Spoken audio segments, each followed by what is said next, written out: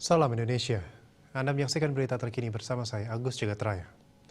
Israel meresmikan pemerintahan baru yang sekaligus mengakhiri pemerintahan Perdana Menteri Benjamin Netanyahu selama 12 tahun. Naftali Bennett, yakni ketua partai kecil berhaluan ultranasionalis keagamaan, resmi diangkat sebagai pemimpin baru negara Yahudi tersebut.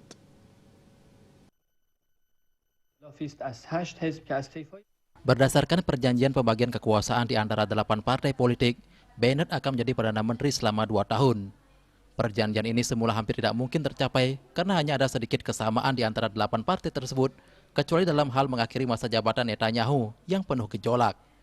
Bennett adalah mantan sekru Netanyahu yang pernah menjabat sebagai Menteri Pertahanan pada tahun 2019 dan 2020.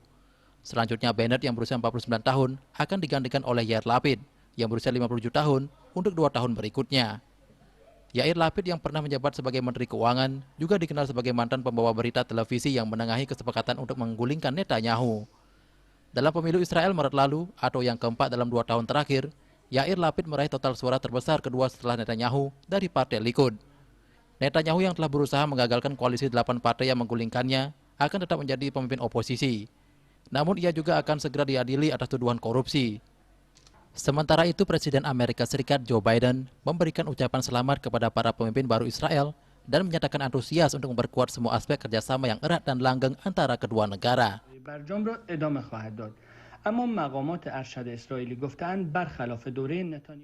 Netanyahu telah bertekad akan menentang koalisi pemerintahan yang baru dan mengatakan koalisi tersebut bisa bubar jika salah satu dari 8 partai menentang masalah utama apapun. Untuk mencegah penyebaran COVID-19, ingat pesan Ibu, selalu terapkan 3M, wajib memakai masker, wajib mencuci tangan, dan wajib menjaga jarak, serta wajib menghindari kerumunan. Dengan penerapan perilaku 3M, Indonesia segera terbebas virus corona menuju Indonesia maju. Tetaplah bersama Bali TV. Salam Indonesia.